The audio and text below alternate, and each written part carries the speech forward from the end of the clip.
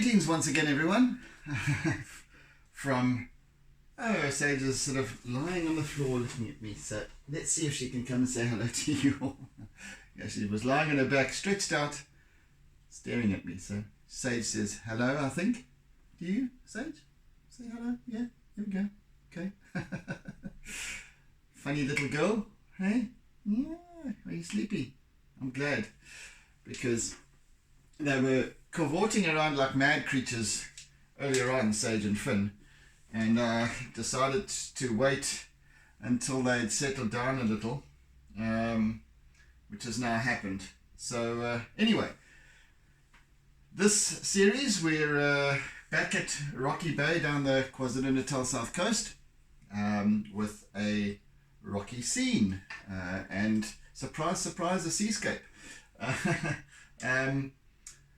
The same little stretch of beach where I'd previously done. Excuse me, I'm having my coffee.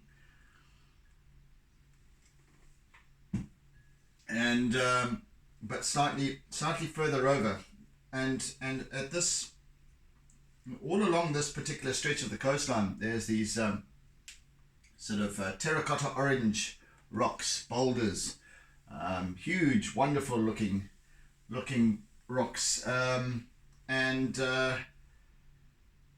previously I'd done this set of rocks with the waves coming in, and now I'm doing the same kind of scene, but a little bit further over, different pile of rocks, different pile of boulders, and a little bit more dramatic this time, I think. Anyway, and I think the last one was a landscape seascape.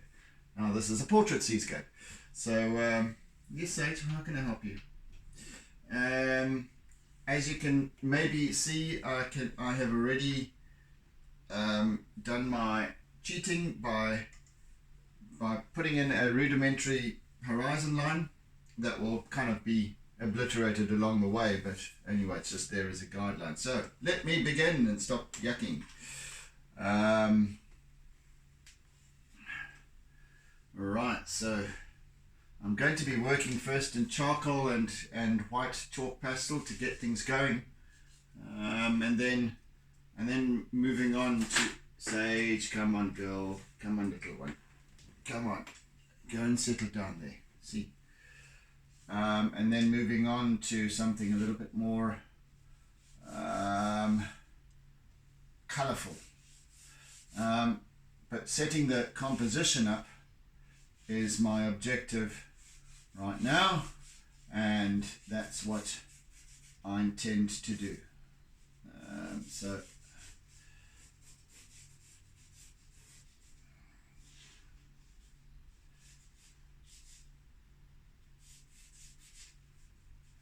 and I've got this this wave that is crashing right against the back of these rocks, and kind of you only see part of these rocks, and it's quite stark with the orangey sort of terracotta brown against, well, backed up by this crashing wave. So there's some cast shadow, etc. And I've done a small sketch, as I always do, and I'm just following that, and I shall follow that for basic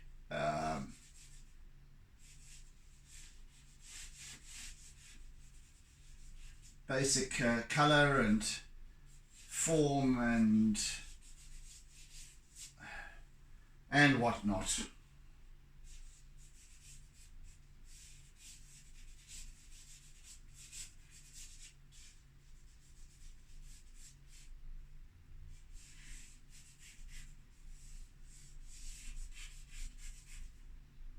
And there's a wave, another wave that's following on. That's just starting to form up, and that will then come crashing through afterwards. So a lot of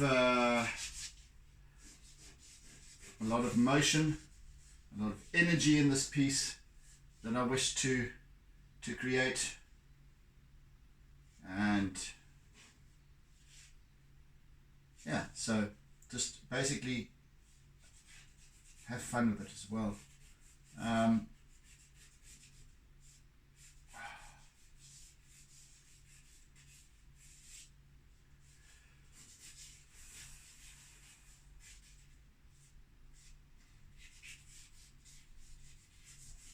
And all this swirling foam in the foreground from the previous wave that's just passed by. So these waves are following on from one another in rapid succession.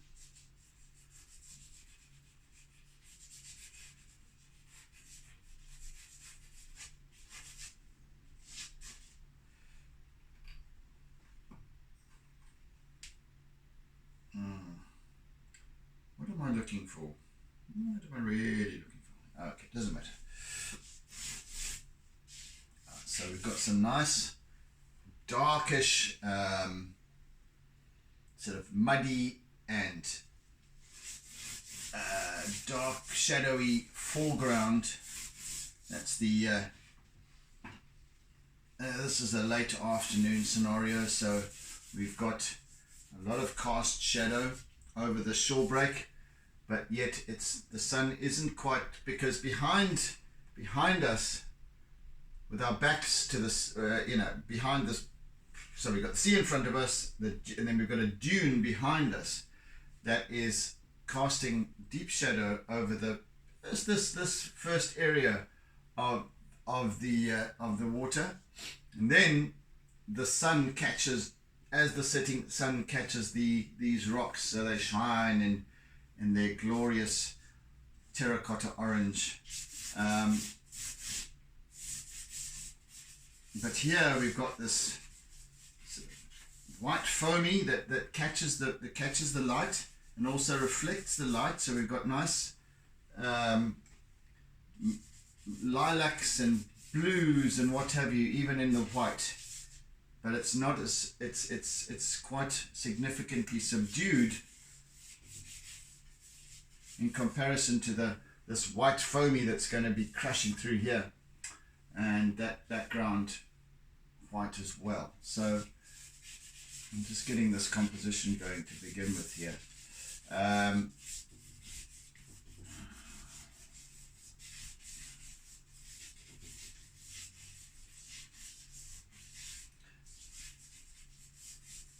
of course, as I always like to do with these seascapes, especially when describing these waves, these crashing waves, I use some acrylic. So we'll do that later on in the piece. No guesses as to when I'm going to be able to complete. At this stage, your guess is as good as mine.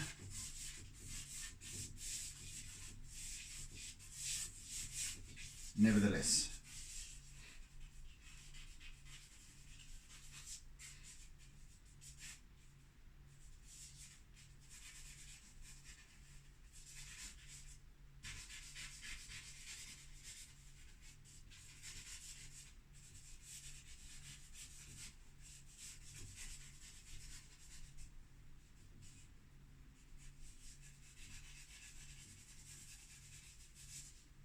so this rock just pokes up above the horizon line, and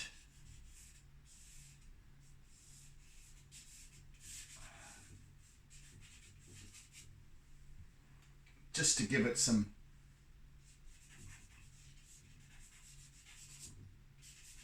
drama. Our focal point being sort of just off center over here in this area, and we've got lots of spray coming up off the back of the rock and what have you. So yeah,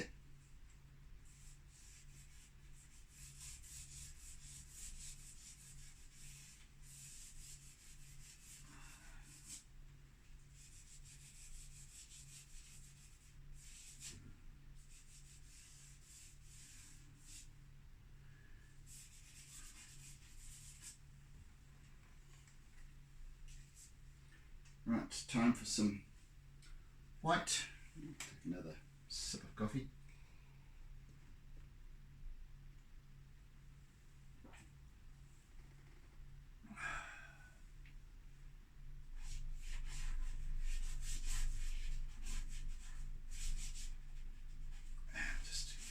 Just to get the white going here.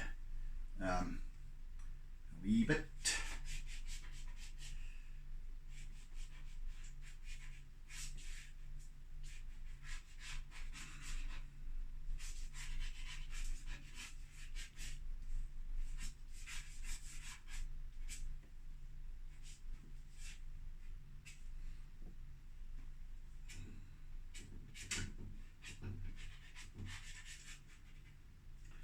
And I'm just setting up, if you can imagine, these sort of positive and negative shapes here. Also working with the lighting.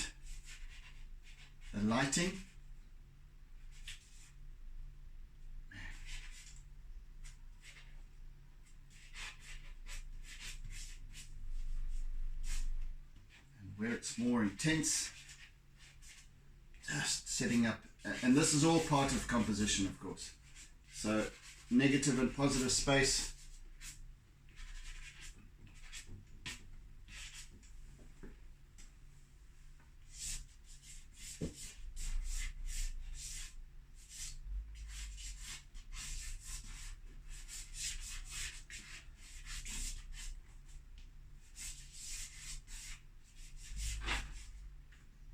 Sage, do you insist? Well, okay then, I'll allow you to reside there for a while. Where's that blue? Where's the blue? Stop being a pain. Stop biting me, little shit. Stop it. Right. Lots and lots and lots of spray and whatever that I will accentuate and highlight with my acrylic paint further down the line.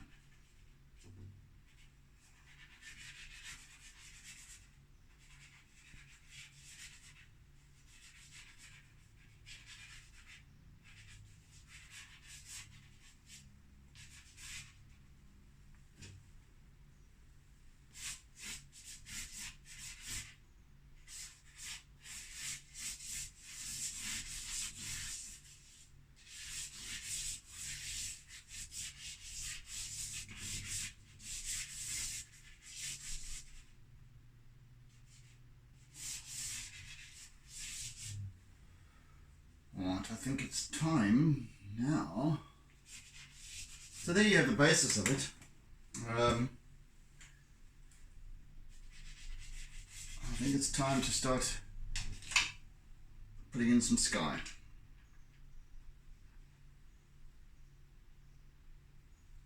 So are you sleeping? Are you falling asleep yet?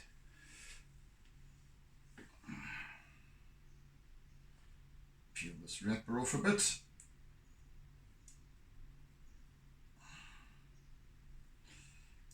Ah, come on.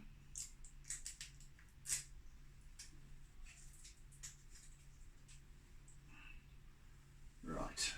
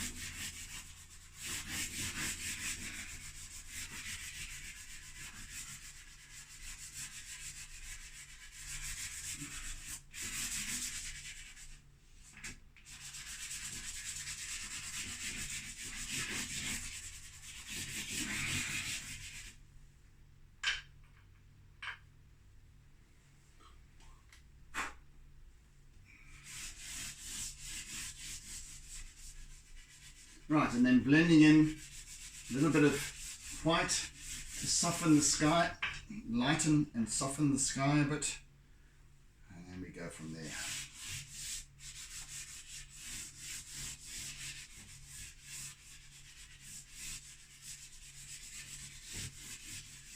Right, let's set about blending it all together.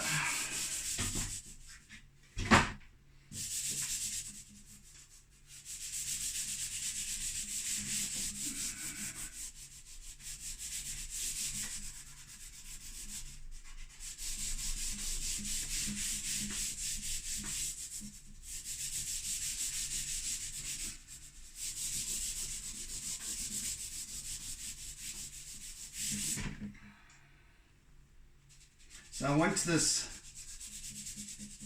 nice streaky effect in the sky rather than just a flat, smooth vignette.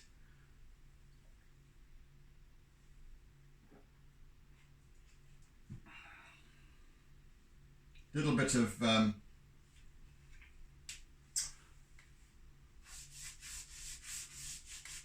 of texture almost to the sky, a little bit of variation,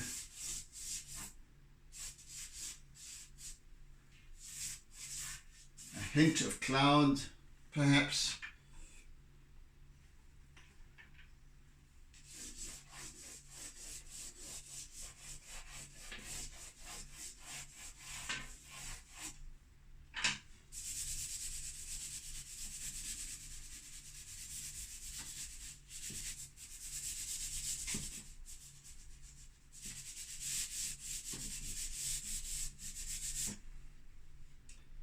Where's my white again? I think I need to begin a new white pastel.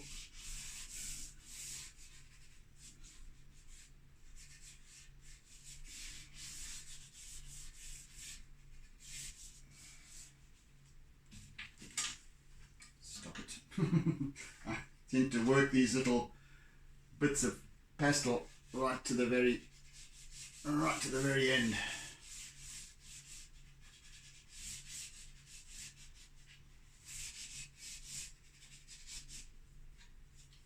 That will do.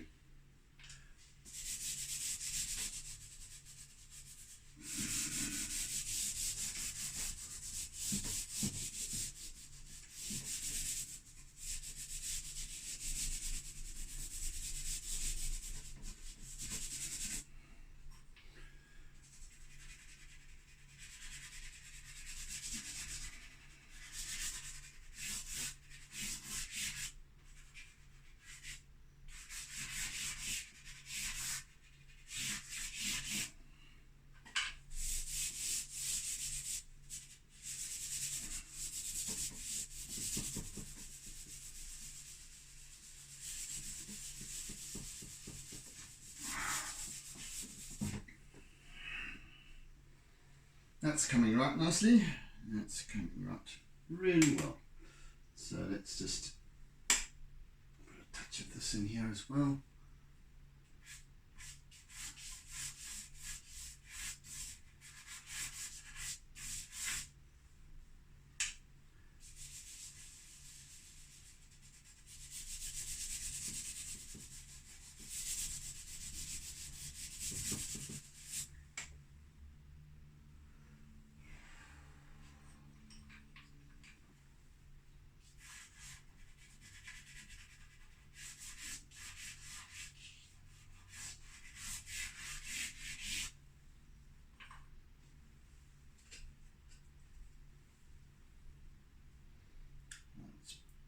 Peel the wrapper off a bit of this white. Okay.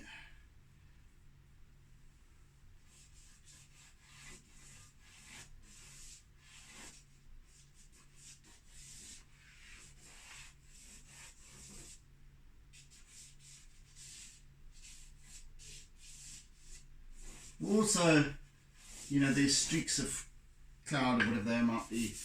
Also give that sense of perspective, of distance.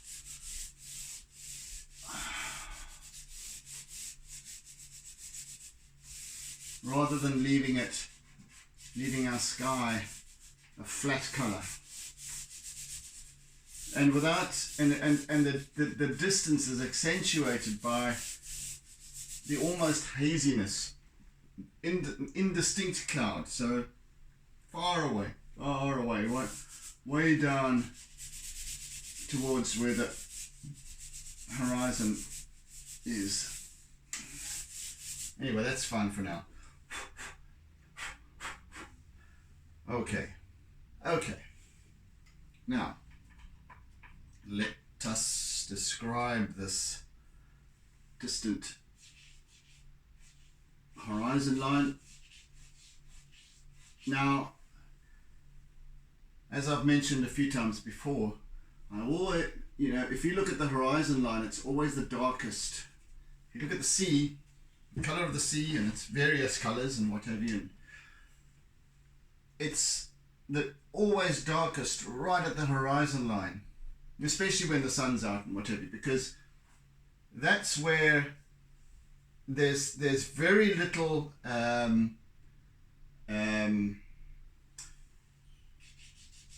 very acute angle of line of sight, so you get virtually no reflection, but also you're not looking into the sea, you're just getting this deep blue of the very distant sea where it hits the skyline, and then continues over with the curvature. So that always is nice to describe like such, and then everything in front of that changes and varies, and now you've got loads and loads of different facets. Here it's all pretty much one. As the viewpoint or the view angle comes closer and closer. Gosh, I'm jumbling my words here. I'm trying to focus on also what I'm doing. So as your line of sight comes closer and closer and closer to the foreground and to the immediate foreground, so the colors all change, because in the middle distance, reflection becomes a factor, and then in the more near distance, refraction also becomes a factor, as with the curvature of the wave. So you can see into the water, you get back reflection, you get the sun shining through, backlighting a wave sometimes, all these kinds of things. And then as you come to the closer to the foreground here, middle distance, you get all these different reflections and so on. And then as you come to the immediate foreground, right in front of your feet, now there's no reflections as such. Well, they're very few, but you're looking more directly into the water at your feet. So it's more just refraction then.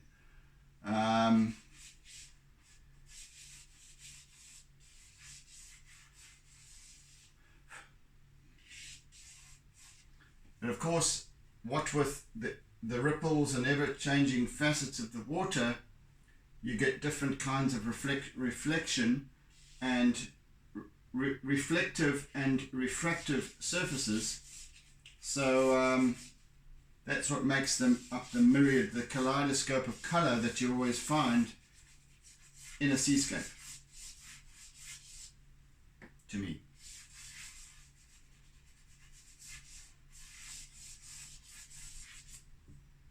So there's not just blues and greens, there's yellows and browns and lilacs and all sorts of things in these seascapes, and all of those colors and how they work together creates form, along with line work, etc. But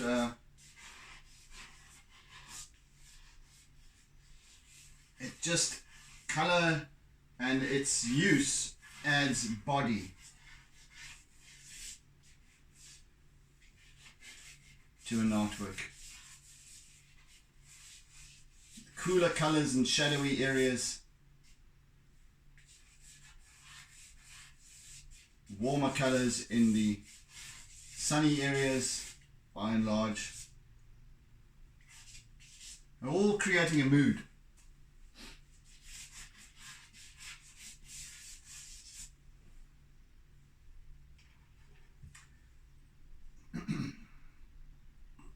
This is one of these pastels that has this horrendous paper wrapper that, oh, it's just full of gum underneath it, and it just, how they've stuck it on, Jesus, surely they've had complaints, goodness me. Right.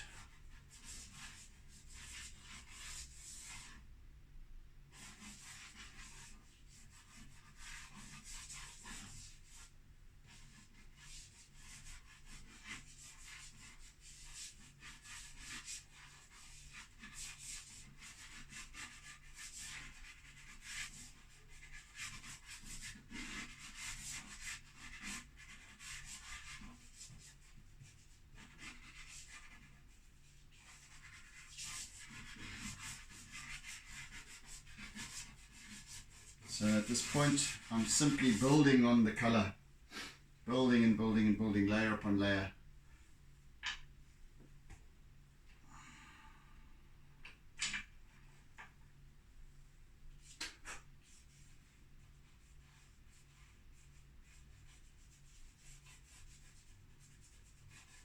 Of course, the charcoal is always visible, and I do love using my charcoal.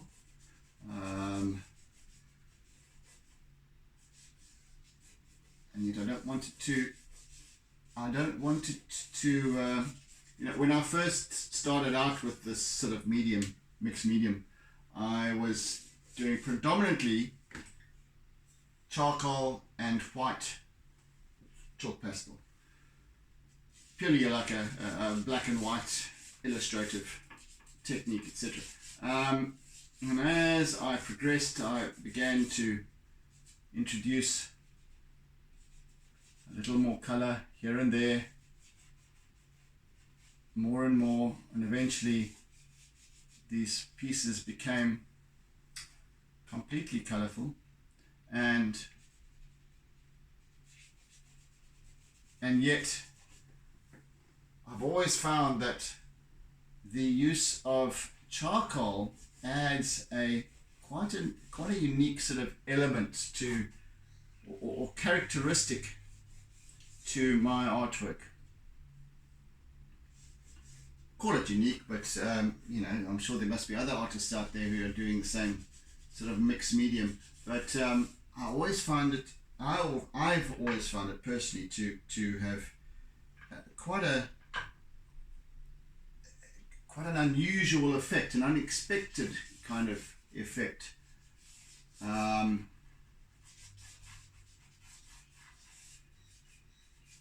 In the appeal of my art. So I've stuck to that, and I've continuously used my preferences as hello Finn.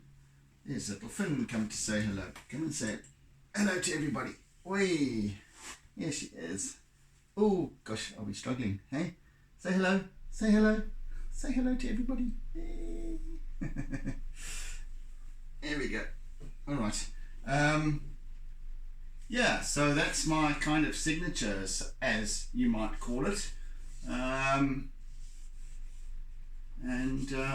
really enjoy working with this particular mixed medium because they all work together nicely. I really enjoy the way some of these colors and some of these mediums, especially the charcoal with the chalk pastel, doesn't really seem to work with, and first of all, I don't enjoy working with oil pastels, not my thing. Each to their own, etc, etc. But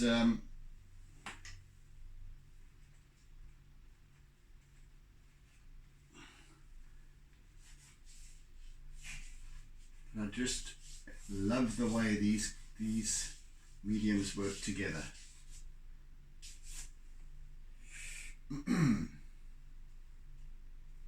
what am I looking for? Which is the color that I'm looking for here? And it has disappeared. It has not disappeared, but it's changed color because I've touched it with blue or something, or another color. So,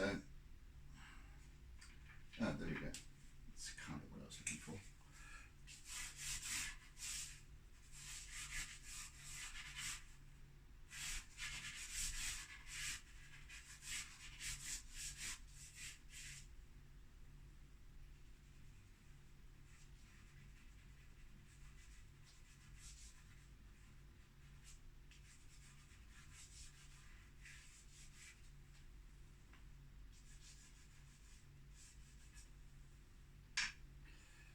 I think I shall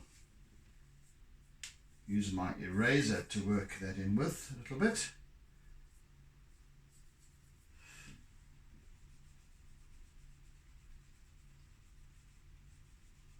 Just to smooth that horizon line a bit.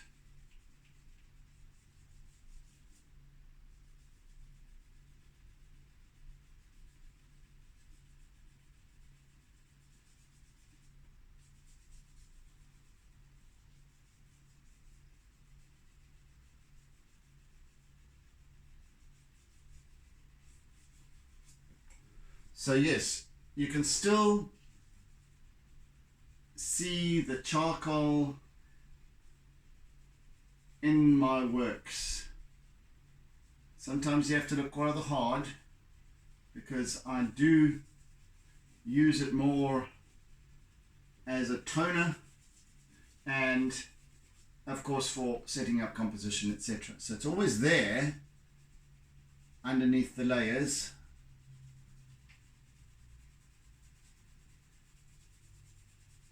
But it's not dominating the piece.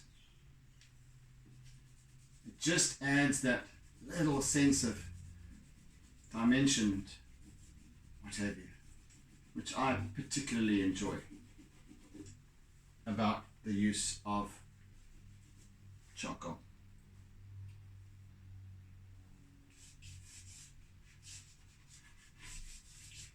Right, and as you might have noticed, as I'm busy prattling away here, I'm working with a bunch of different colors. So I'm using my darker indigos, I'm using my lilacs, I'm using greens, olive green, bottle green, and of course 3 or 4 different blues. At the top skyline I've used predominantly two tones of sort of an indigo, and as I work down to the foreground, well, of course down here we've got lilacs. I'm going to introduce some deep olive greens and browns and what have you, and then I'm also going to be bringing in some like a peppermint green and all sorts of colors. So just a really lovely medley of color blends that all work together significantly. All work together, and as you know, how the way I work is pretty much intuitively. So I'll work with what is called fourth. So when a color is asked for, my hand just goes and picks it up, whatever it might be. And even when I'm talking to you and a color will be asked for, and I'll just use that and wherever it needs to be used. And that's the way I enjoy allowing my artworks to come together, rather than having this setting out with a specific idea of what it must look like and the colors that I must use and where I must use them, etc., which I believe detracts from the ultimate objective of an artwork.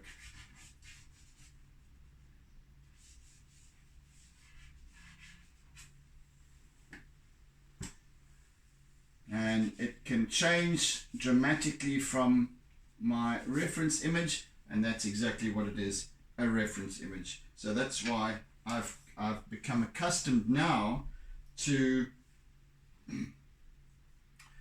to yes, working with photographic imagery to begin with, because of course whenever I visit these locations, I take hundreds of pictures, hundreds of images, and then I work with those. And then, but when I'm about to start an artwork, I then prefer to use my own rendering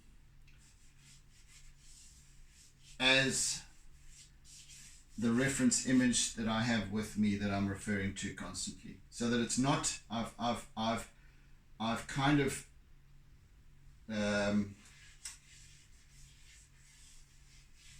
detached myself from the photographic image, so that I'm not swayed by it in any way to have to replicate a photograph. Here I'm working with, and I set up my reference image in very rough, textured, graphic imagery, and I'll work with that. So I've just got composition, texture, color, and that's what I work with. So this, I've got a couple of layers between the photographic image and this one, the final. So I don't have any chance of that influence coming in.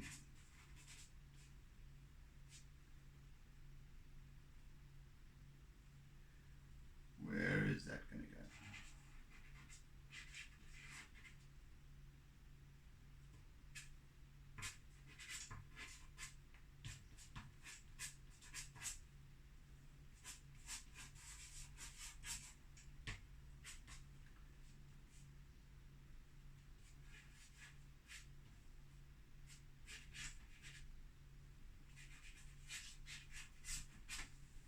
Just indicating a little bit of this orangey terracotta.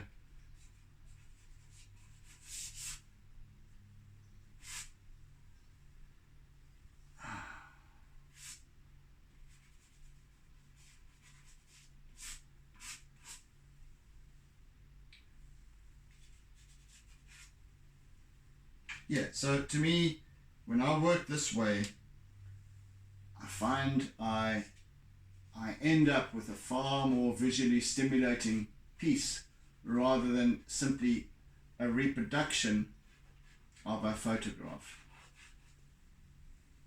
And it has more character, it has more form, it has more appeal, it has more interest, because it becomes, the artwork becomes itself, as it should be. Its own expression, not a copy, or as near to a carbon copy as possible, of a photographic image, if that makes any sense whatsoever. Right, if it doesn't, well, tough.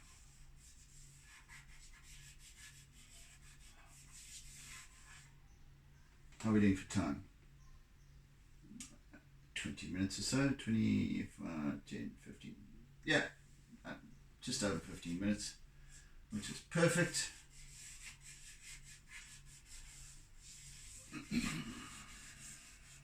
So now, the nice big stick of charcoal, I can add a little bit more contrast, dark contrast in the foreground. And once I've added colour, the browns and other colours as well, I can then go over that with more charcoal. Just building up that richness of form in this expanse of foreground.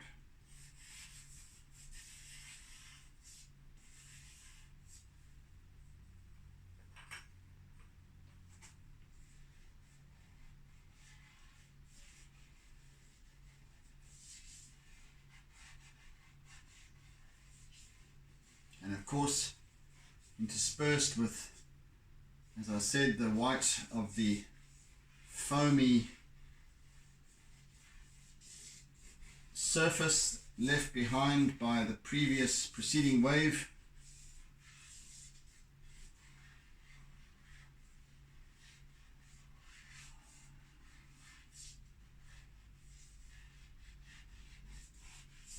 And that these highlights also provide wonderful contrast and interest, keeping the eye engaged in this piece, but there's a form going on here that guides the eye continuously, brings the eye in from the far reaches of the artwork, and keeps one engaged and brings one in to the story, and of course the focal point, which is in this area here, which I'm going to be working up in due course.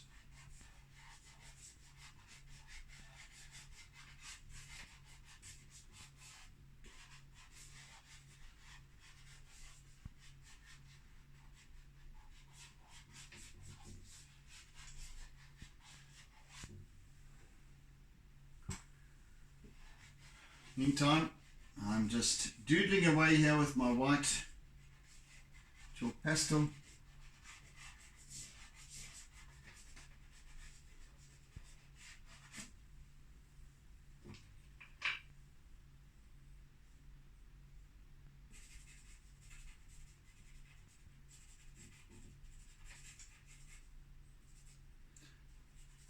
If I use some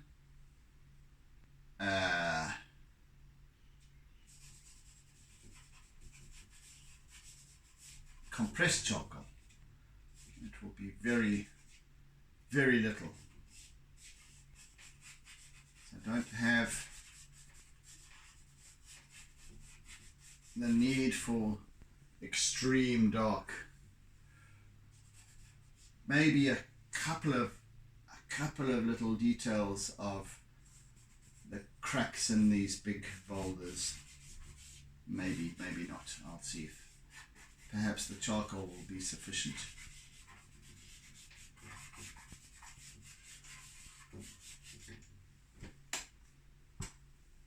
But right now it's a case of doodling as I've established my composition. You don't want for much more in that sense. So now I'm just doodling away.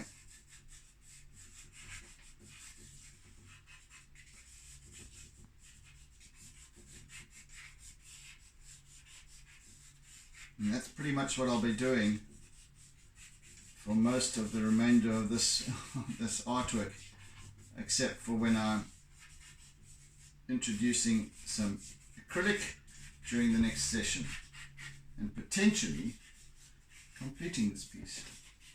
See how that goes, but it looks like at this stage I could well do so.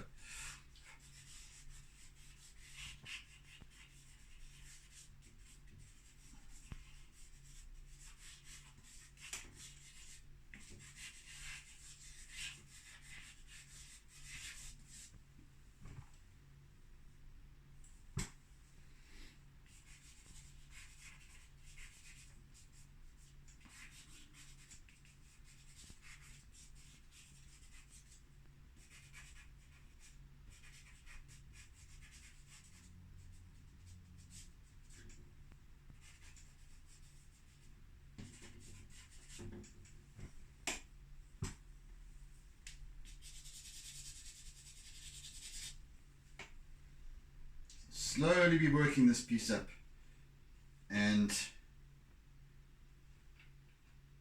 establishing its form.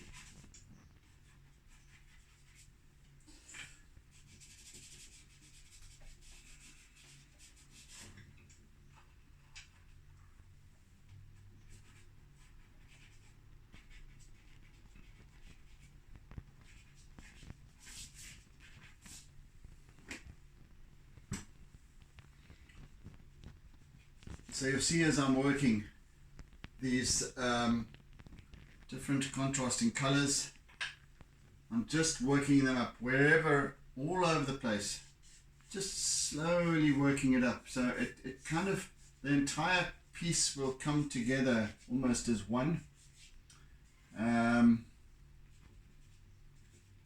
It's almost like that, you know, when your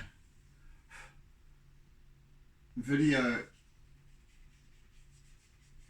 feed is buffering and it starts to, it's pixelized and it slowly starts to sharpen. The image starts to take shape more and more and more and more until you've got a fully clear image. Kind of, that's how I like to work. And then finishing off with a few highlights and tweaks and line work and all that sort of thing. That for me is the fun part, you know, is to see it, you know, is to see it coming together slowly like this.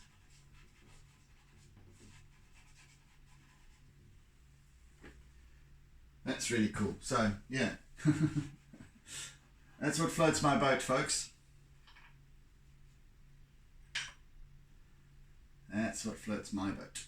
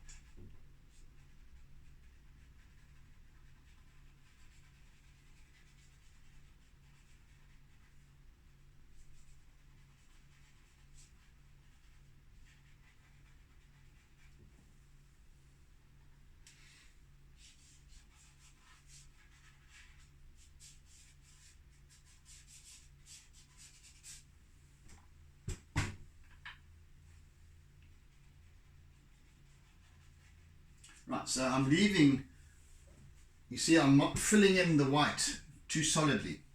The reason being is that I want to leave quite a lot for the acrylic paint to adhere to as well. So I'm not working too heavily with my white chalk pastel. So I'll leave that for the intensity of the white of the acrylic. And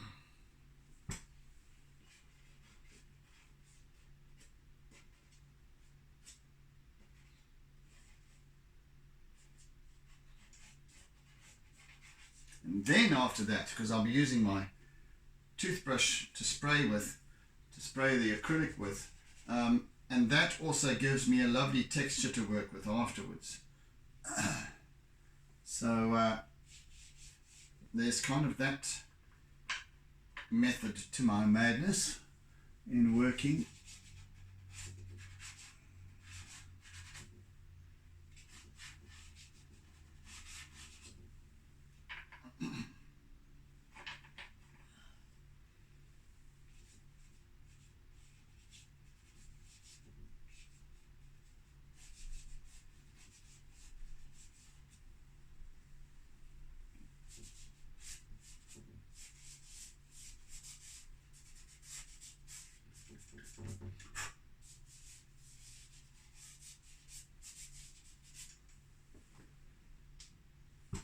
So far I'm more than happy with progress.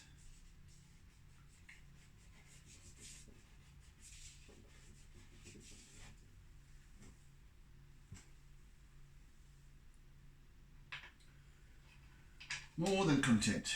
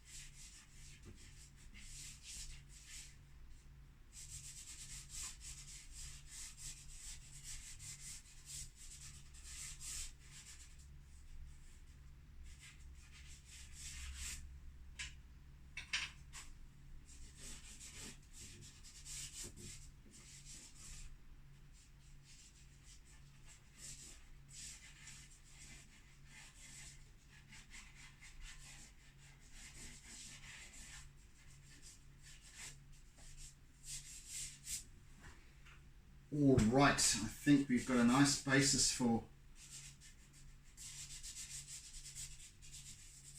this piece to come together as it's meant to, and I shall continue along these lines tomorrow, just further, or during the next session, further developing this piece, honing it up, little tweaks, little quirks,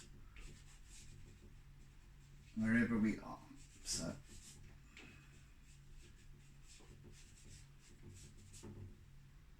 righty-ho folks, I think we're done for this session.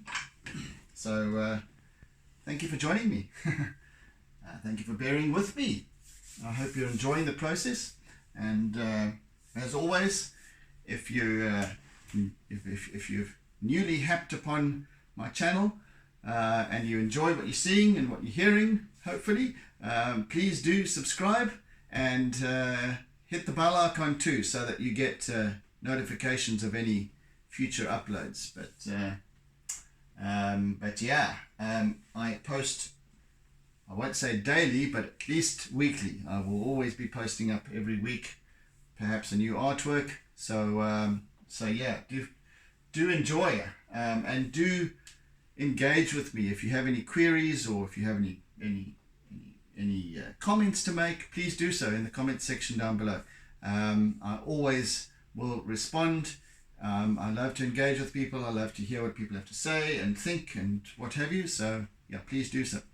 But anyway, in the meantime, I bid you oodles and oodles of toodles. And yeah, so until our next session, be good, be kind, be gentle, be caring, be loving, etc., etc. And see you again next time, folks. So do take care. Have a fantastic day ahead. And catch you again soon. Bye. And don't forget to doodle.